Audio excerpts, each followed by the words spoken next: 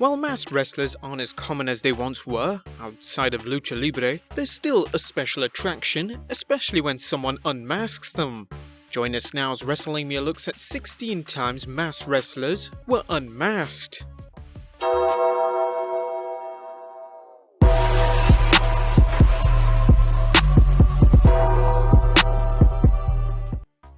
Masked wrestlers are a core component of lucha libre as explained by Rey Mysterio. The mask is a very big tradition in Mexican lucha libre wrestling. Probably 80% or more of the wrestlers wear them.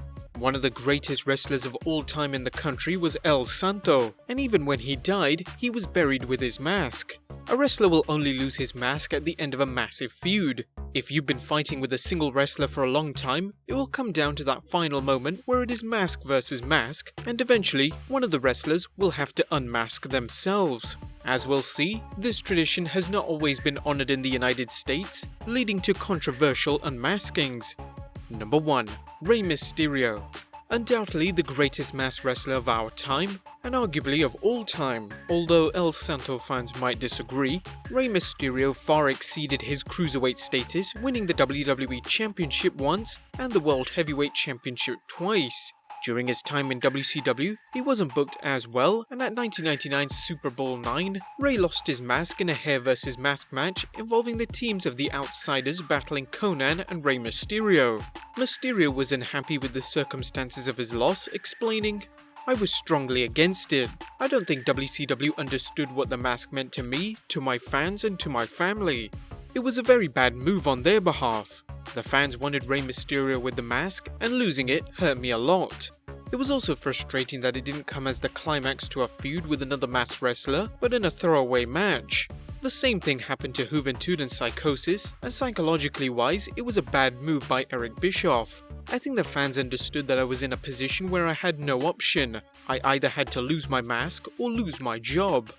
Rey would don his mask when he debuted for the WWE, holding onto it despite some close calls when opponents such as Chris Jericho tried to reveal his identity, yanking the mask but failing to expose Mysterio's face. Number 2. Kane. The Big Red Machine is one of the few spin-off characters who has come close to matching the success of his inspiration, in this case, The Undertaker. Portraying The Undertaker's brother, the masked Kane evoked foreboding and fear whenever he wrestled. However, things got even more terrifying when Kane was forced to unmask during the 23rd June 2003 episode of Raw with the WWE. Glenn Jacobs recalled the events that led to the unmasking. "I felt like I had gone as far as I could with the mask at that point. At the time, the only people behind the decision to remove it were myself and Mr. McMahon. There was no trepidation on my part to lose the mask. The thought on some people's minds were, if it isn't broke, don't fix it. But this created something new for my career.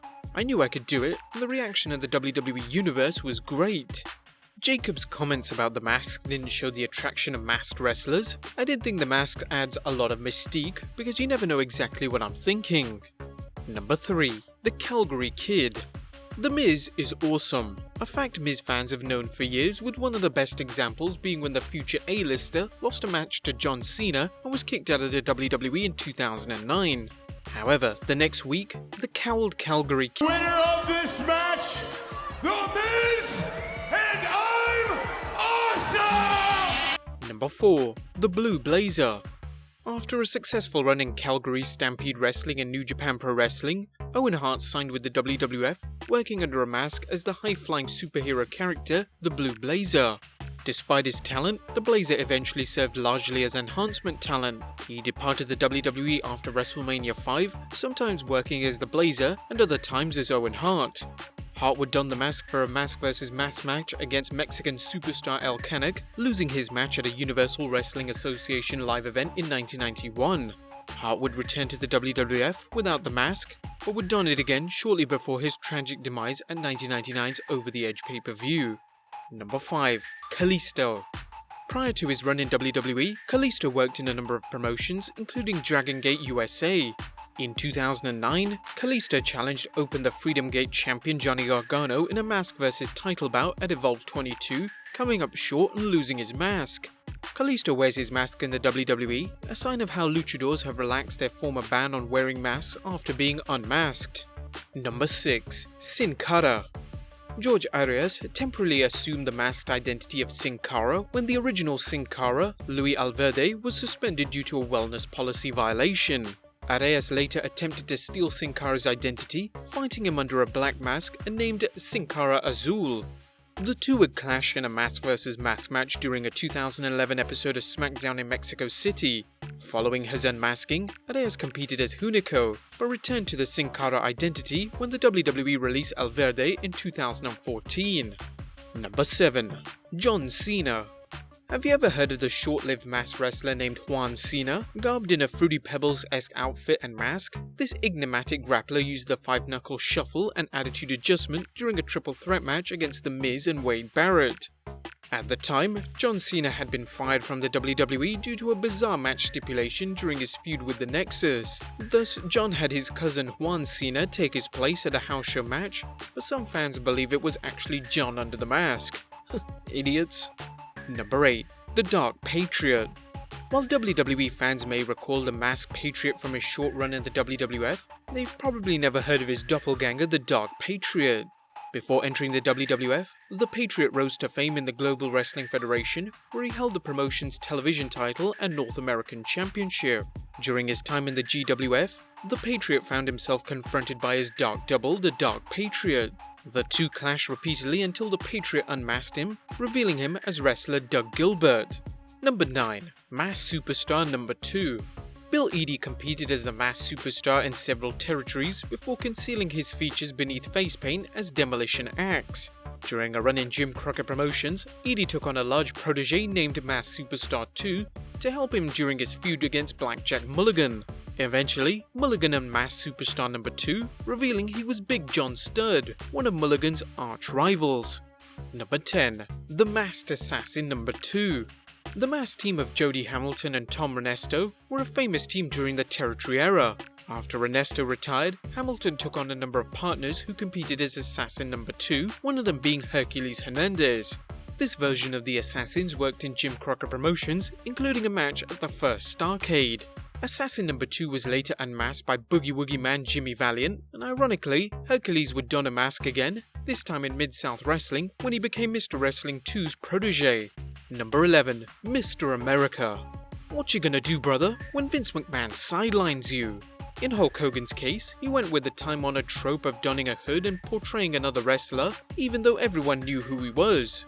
Mr. McMahon tried everything to prove Mr. America was Hogan, including a lie detector test, but the man under the mask remained safe from McMahon's machinations until Hogan had a real-life dispute with the WWE and walked out. Vince had actually feared this and made Hogan unmask himself after SmackDown, claiming it finally exposed Mr. America's identity. Number 12. The Black Scorpion. In 1990, NWA World Heavyweight Champion Sting found himself stalked by the Black Scorpion, a masked wrestler who claimed to be a figure from the Stinger's past. WCW tried to suggest it might be Sting's former tag partner, the Ultimate Warrior, despite the Warrior being with the WWF. The Black Scorpion played mind games with Sting, confronting him with magic tricks and low-rent illusions that kept the fans guessing who the Scorpion was. Unfortunately, WCW wasn't too sure who he was either, utilizing different wrestlers to play him, until they finally settled on Sting's arch nemesis. The angle became so convoluted that it quickly earned a place as one of WCW's worst storylines ever. Number 13. Abyss.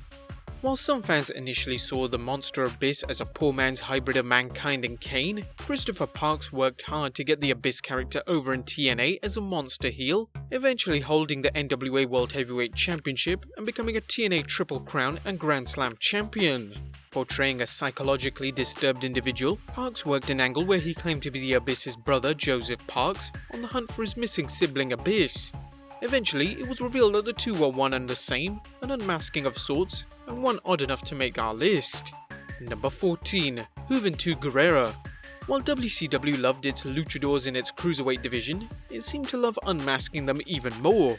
Like Rey Mysterio, Juventud Guerrera was forced to unmask, this time in a mask vs title match against cruiserweight champion Chris Jericho at Super Brawl 8. Guerrero's loss had no significant storyline payoff either for him or Jericho, another example of WCW's ignorance towards the significance of a luchador's mask. Number 15. Psychosis. Psychosis was another casualty of WCW's no mask, no problem policy, with the talented masked man losing his mask 2 times, first at a house show to Rey Mysterio Cena in Mexico, and the second time against Billy Kidman during an episode of Monday Night Nitro. And number 16, Doom. The masked menaces, collectively known as Doom, strong-armed WCW's tag team division under the guidance of Woman, following their debut at 1989's Halloween Havoc pay-per-view. By February 1990, however, Doom was losing steam and dropped a mask vs title match to the Steiner brothers at Clash of Champions 10, revealing themselves as Ron Simmons and Butch Reed. They continued wrestling without the masks as Doom, this time under the guidance of Teddy Long. But there you have it guys, 16 wrestlers who were unmasked. Be sure to leave your comments down below, subscribe if you haven't already, follow us on Instagram and Twitter, and I'll see you next time with some more wrestling content.